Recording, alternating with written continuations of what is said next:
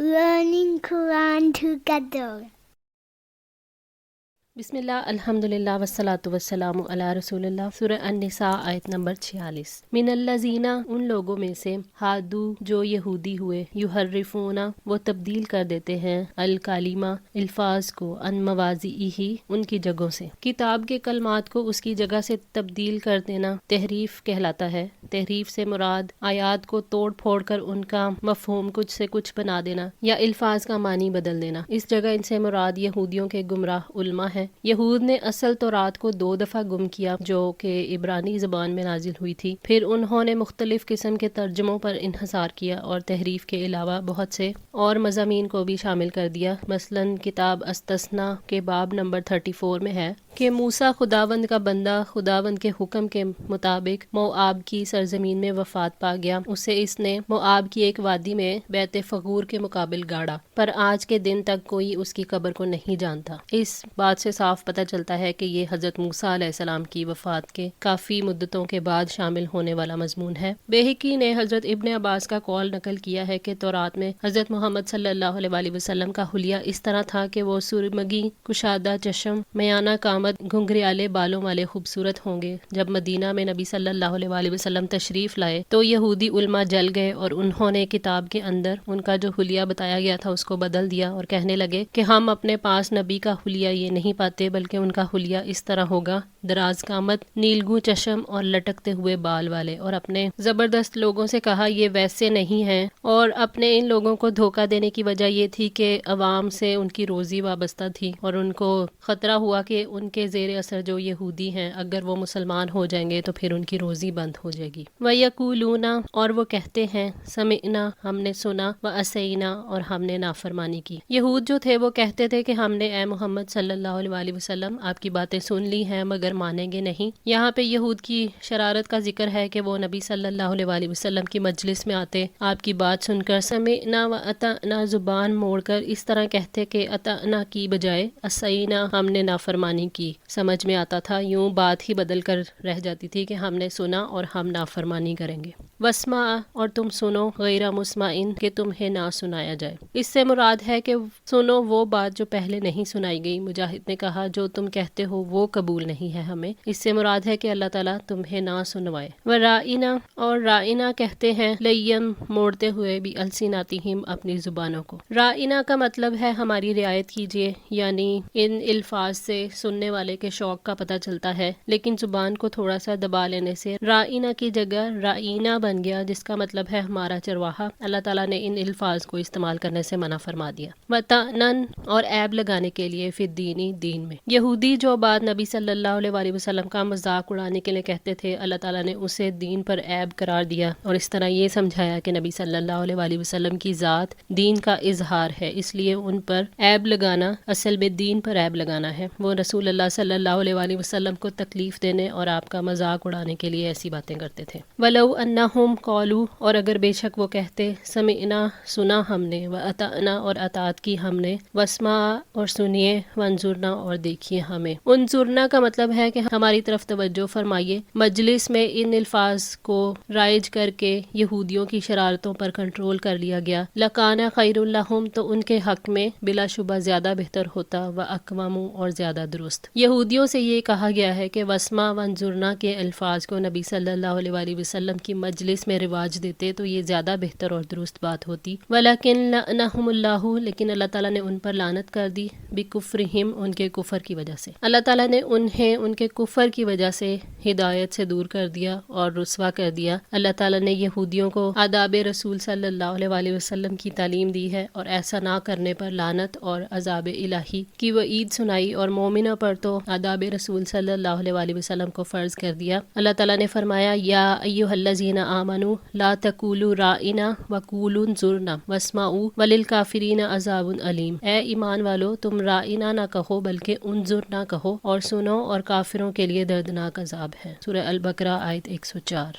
فلا یؤمنون تو نہیں وہ ایمان لاتے الا قلیلا مگر بہت تھوڑا۔ اس سے مراد یہ ہے کہ یہود میں سوائے چند لوگوں کے ایمان لانے والے نہیں ہیں، ان کا ایمان بہت کم ہونے کی وجہ سے انہیں نفع نہیں دیتا، اسی لیے وہ اپنے اخلاق کی اصلاح نہیں کرتے اور نہ ہی اپنے نفسوں کو پاک کرتے ہیں اور نہ دنیا اور آخرت میں کمال تک پہنچتے ہیں۔ یا ایھا الذین، اے وہ لوگو، اوتوا الکتاب جنہیں کتاب دی گئی، آمنوا بما نزلنا، اس پر ایمان لے آؤ جو ہم نے نازل کیا، مصدقاً تصدیق کرنے والا ہے، لما معکم وہ جو تمہارے پاس ہے۔ اس آیت میں اہل کتاب کو حکم دیا گیا ہے کہ وہ اس کتاب پر ایمان لے آئیں جو نبی صلی اللہ علیہ وآلہ وسلم پر اتری ہے اور ان بشارتوں کی تصدیق کرتی ہے جو ان کی اپنی کتابوں میں ہیں۔ اگر وہ ایسا نہیں کریں گے تو ہم ان کی صورتیں بدل دیں گے۔ اگر وہ اس قرآن پر ایمان نہیں لاتے تو اصل میں وہ اپنی کتابوں پر بھی ایمان نہیں لاتے، کیونکہ اللہ تعالیٰ کی کتابیں ایک دوسرے کی تصدیق اور ایک دوسرے کی تائید کرتی ہیں، اس لیے بعض کتابوں پر ایمان کا دعویٰ اور بعض پر ایمان نہ رکھنا محض باطل دعویٰ ہے۔ کیونکہ اللہ تعالیٰ نے ان کو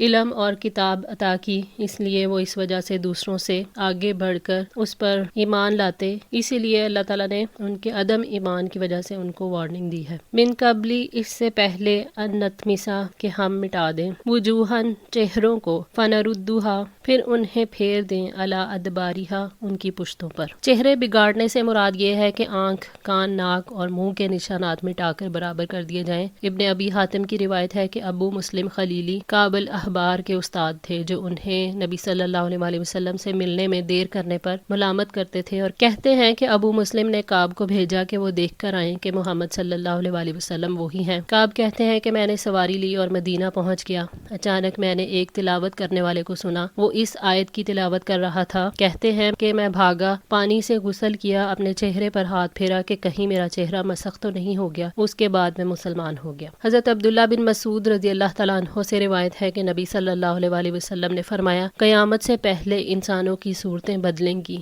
وہ زمین میں دھنسیں گے اور ان پر پتھر برسیں گے۔ ابن ماجہ 4049۔ اللہ تعالیٰ نے آنکھ، کان اور ناک کی صلاحیتیں جو ہیں وہ اعلیٰ مقاصد کے لیے عطا کی تھیں، لیکن جب ان سے وہ کام نہیں لیا گیا، جب کان کے ہوتے ہوئے یہ یہودی بہرے بن گئے، آنکھیں رکھتے ہوئے بھی اندھے بن گئے، اور جب زبان ہوتے ہوئے بھی یہ گونگے بن گئے، تو یہ اس بات کی علامت ہے کہ حق کے ساتھ مسلسل بے پرواہی برتی گئی ہے۔ ایسی ہی حالت میں اللہ تعالیٰ نے چہرے مسخ کر دینے، پشت کی طرف پھیر دینے کی دھمکی دی ہے۔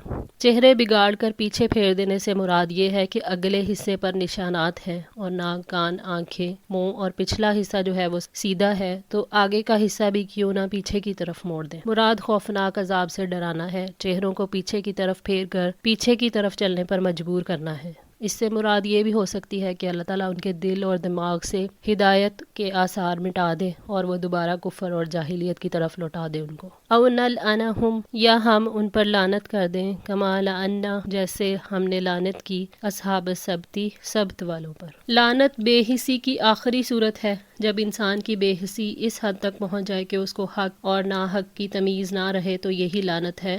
اپنے حکم کی نافرمانی کی وجہ سے اللہ تعالیٰ نے ہفتے کے دن کی حرمت کو پامال کرنے والوں کو بندر بنا دیا تھا۔ وَكَانَ أَمْرُ اللَّهِ، اور ہے اللہ کا حکم، مفعولا ہمیشہ سے ہو کر رہنے والا۔ اللہ تعالیٰ کا کام تو ایسا ہے کہ جو کر لیا گیا، یعنی نہ اس کے کام سے اسے کوئی روکنے والا ہے نہ اس کی کوئی مخالفت کر سکتا ہے۔ اللہ تعالیٰ کا ارشاد ہے، انما امرہ اذا اراد شیئا ان یقول لہ کن فیکون، یقیناً اس کا حکم یہ ہوتا ہے کہ جب وہ کسی چیز کا ارادہ کرتا ہے تو وہ اسے کہہ دیتا ہے ہو جا، تو وہ ہو جاتی ہے۔ سورہ یاسین آیت 82۔ ان اللہ لا یغفر، بے شک اللہ تعالیٰ اس بات کو نہیں بخشے گا، ان یشرک بہ، کہ اس کے ساتھ شرک کیا جائے۔ اللہ تعالیٰ بغیر توبہ شرک کو کبھی بھی معاف نہیں کرے گا۔ حضرت عبداللہ بن مسعود رضی اللہ تعالیٰ عنہ نے نبی صلی اللہ علیہ وآلہ وسلم سے پوچھا، اللہ تعالیٰ کے نزدیک کون سا گناہ سب سے بڑا ہے؟ فرمایا، یہ کہ تم اللہ کے ساتھ کسی کو برابر ٹھہراؤ حالانکہ اسی نے تم کو پیدا کیا ہے۔ صحیح بخاری 4477۔ اسی طرح وہ بیان کرتے ہیں کہ نبی صلی اللہ علیہ وآلہ وسلم نے فرمایا کہ جو شخص اس حالت میں مرے کہ کسی کو اللہ کا شریک ٹھہراتا تھا تو وہ جہنم میں جائے گا، اور میں یہ کہتا ہوں کہ جو اس حال میں مرا کہ اللہ کا کوئی شریک نہ ٹھہراتا ہو وہ جنت میں جائے گا۔ صحیح بخاری 1238۔ حضرت ابو ذر سے روایت ہے کہ نبی صلی اللہ علیہ وآلہ وسلم کو فرماتے ہوئے انہوں نے سنا کہ میرے پاس جبرائیل علیہ السلام آئے، انہوں نے مجھے یہ خوشخبری دی کہ آپ کی امت میں سے جو اس حال میں مرا کہ وہ اللہ کے ساتھ کسی کو شریک نہیں ٹھہراتا تھا تو وہ جنت میں داخل ہوگا۔ میں نے یہ سن کر عرض کیا چاہے وہ آدمی زنا اور چوری کرتا ہو؟ فرمایا چاہے وہ زنا یا چوری کرتا ہو۔ صحیح مسلم 272۔ شرک کو اس لیے جرم عظیم قرار دیا گیا ہے کیونکہ اس کی وجہ سے اللہ تعالیٰ اور بندے کے درمیان رابطہ ٹوٹ جاتا ہے۔ مشرک کو یہ امید نہیں ہوتی کہ اللہ تعالیٰ اسے معاف کر دے گا۔ وَيَغْفِرُ اور وہ بخش دے گا مَا دُونَ ذَلِكَ جو اس کے علاوہ ہے لِمَن يَشَاءُ جس کے لیے وہ چاہے گا۔ شرک سے کم تر گناہوں کی مغفرت کے لیے اللہ تعالیٰ نے بہت سے اسباب مقرر فرمائے ہیں، مثلاً برائیوں کو مٹانے والی نیکیاں، دنیا اور برزخ میں اور قیامت کے روز گناہوں کا کفارہ بننے والی مصیبتیں، اہل ایمان کی ایک دوسرے کے لیے مغفرت کی دعائیں، نبی پاک صلی اللہ علیہ وآلہ وسلم کی شفاعت، اور اس کے علاوہ اللہ تعالیٰ کی بے پایہ رحمت جس کے سب سے زیادہ مستحق اہل ایمان ہیں۔ حضرت انس رضی اللہ تعالیٰ عنہ سے روایت ہے کہ نبی صلی اللہ علیہ وآلہ وسلم نے فرمایا کہ اللہ تعالیٰ نے فرمایا اے آدم کے بیٹے اگر تم مجھ سے دنیا بھر کے گناہ ساتھ لے کر ملے مگر میرے ساتھ کسی چیز کو شریک نہ ٹھہرایا ہو تو میں دنیا بھر کی بخشش کے ساتھ تجھ سے ملوں گا۔ جامع ترمذی 3540۔ وَمَن یشرک باللہ اور جو اللہ کے ساتھ شرک کرے گا فقد افترا تو یقیناً اس نے گھڑ لیا اسمن عظیمہ بہت بڑا گناہ۔ اس سے بڑھ کر کون سا ظلم ہو سکتا ہے کہ کوئی اس مخلوق کو جو مٹی سے تخلیق کی گئی جو کہ ہر لحاظ سے ناقص ہے اور ہر لحاظ سے بذات خود محتاج ہے، جس کا کسی بندے کو کوئی نفع اور نقصان پہنچانا اور اس کو زندہ کرنا اور مارنا تو دور کی بات، وہ تو اپنے آپ کا بھی مالک نہیں، اس ہستی کے برابر اس کو ٹھہرائے جو ہر چیز کا خالق ہے، ہر لحاظ سے کامل ہے، جو اپنی تمام مخلوقات سے بے نیاز ہے اور جس کے قبضہ قدرت میں نفع اور نقصان، عطا کرنا اور محروم کرنا سب کچھ ہے۔ مخلوق کے پاس جو بھی ہے وہ نعمت ہے، وہ اسی کی عطا اور بخشش ہے، تو پھر اس ظلم سے بڑھ کر کوئی اور چیز ہے؟ اسی لیے اللہ تعالیٰ نے حتمی طور پر مشرک کو دائمی عذاب اور ثواب سے محرومی کی وارننگ دی ہے۔ یہود اور نصارہ کی طرح مسلمان جو شرک میں گرفتار ہیں، مصیبت کے وقت غیر اللہ کو پکارتے ہیں، اٹھتے بیٹھتے ان کے نام کا وظیفہ کرتے ہیں، ان کے نام کا روزہ رکھتے ہیں، ان کی قبروں کو پوجتے اور ان کے نام پر جانور ذبح کرتے ہیں اور ان کی منتیں مانتے ہیں، وہ بھی مشرکوں کے حکم میں آتے ہیں۔ الم تر الی الذین کیا آپ نے ان لوگوں کو نہیں دیکھا یزکونا پاک قرار دیتے ہیں انفسہم اپنے نفسوں کو۔ اس آیت میں یہود اور نصارہ کی مذمت کی گئی ہے جو ہمیشہ اپنی پاکی بیان کرتے رہتے ہیں، وہ اپنے آپ کو مقدس اور معصوم سمجھتے ہیں اور اللہ کے بیٹے اور محبوب ہونے کا دعویٰ کرتے ہیں۔ انہی کی تردید فرمائی گئی ہے کہ کسی کو پاک باز انسان قرار دینا تو اللہ تعالیٰ کا کام ہے۔ یہود اپنے آپ کو مقدس خیال کرتے تھے، انبیاء کی نسل میں ہونے کی وجہ سے انہوں نے بے شمار روایتیں اور کہانیاں گھڑ لی تھیں اور یہ عقیدہ قائم کر لیا تھا کہ جو شخص یہودی ہے اس کی نجات یقینی ہے۔ اپنے نفس کی پاکیزگی کا دعویٰ کرنے کو اسلام جائز قرار نہیں دیتا۔ فرمایا فَلَا تُزَكُّوا أَنفُسَكُمْ هُوَ أَعْلَمُ بِمَنِ اتَّقَىٰ سو اپنے نفس کی پاکیزگی کے دعوے نہ کرو، وہ زیادہ جاننے والا ہے اس کو جس نے تقوی اختیار کیا۔ سورہ النجم آیت 32۔ حضرت عبد الرحمن بن ابی بکر رضی اللہ تعالیٰ عنہ نبی صلی اللہ علیہ وآلہ وسلم سے روایت کرتے ہیں کہ آپ کے پاس ایک آدمی کا ذکر کیا گیا۔ آدمی نے عرض کیا ہے اللہ کے رسول فلاں فلاں کام میں اللہ کے رسول کے بعد کوئی بھی اس سے بہتر نہیں ہے، تو نبی صلی اللہ علیہ وآلہ وسلم نے فرمایا تجھ پر افسوس ہے کہ تو نے اپنے ساتھی کی گردن کاٹ دی۔ آپ نے یہ جملہ کئی مرتبہ دہرایا، پھر آپ نے فرمایا اگر تم میں سے کوئی آدمی اپنے بھائی کی تعریف ضرور کرنا چاہے تو اسے چاہیے کہ وہ فرمائے میں گمان کرتا ہوں کہ وہ ایسا ہی ہے، اور وہ اس پر بھی یہ رائے رکھے کہ میں اللہ کے مقابلے میں کسی کو بہتر نہیں سمجھتا۔ صحیح مسلم 7502۔ بل اللہ یزکی بلکہ اللہ تعالیٰ پاک کرتا ہے من یشاء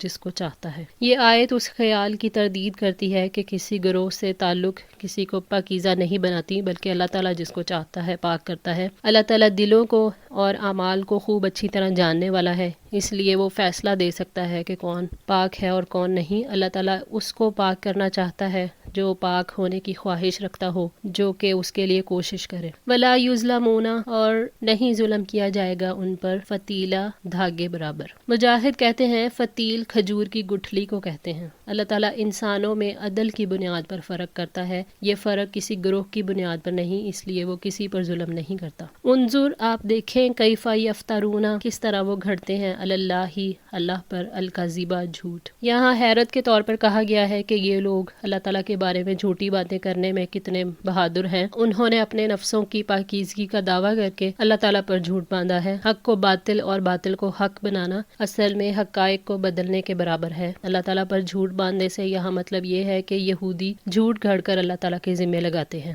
وَكَفَى بِهِ اور کافی ہے اس کا اسم مبینہ کھلا گناہ ہونا. جو لوگ اپنے آپ کو پاک کہتے ہیں وہ اپنے دین کے بارے میں خود بھی دھوکے میں مبتلا ہیں اور دوسروں کو بھی دھوکہ دیتے ہیں. وہ اپنے نفس کی پاکیزگی کا دعویٰ کر کے اللہ تعالیٰ پر جھوٹ باندھتے ہیں، اس لیے اتنا ظاہر گناہ ہی کافی ہے. ان کے ظاہر گناہ میں جھوٹ، دھوکہ اور خود فریبی شامل ہے. حضرت عبداللہ بن مسعود رضی اللہ تعالیٰ عنہ بیان کرتے ہیں کہ نبی صلی اللہ علیہ وآلہ وسلم نے فرمایا، جھوٹ سے بچو کیونکہ جھوٹ فسق و فجور کی طرف لے جاتا ہے اور فسق و فجور کے کام آگ کی طرف لے جاتے ہیں. صحیح بخاری 6094. آج کے لیے اتنا ہی. دعا ہے اللہ تعالیٰ ہماری اس کوشش کو قبول فرمائے، ہماری غلطیوں کو تاہیوں کو معاف فرما کر ہماری اصلاح فرمائے. جزاکم اللہ خیر. والسلام علیکم ورحمۃ اللہ وبرکاتہ.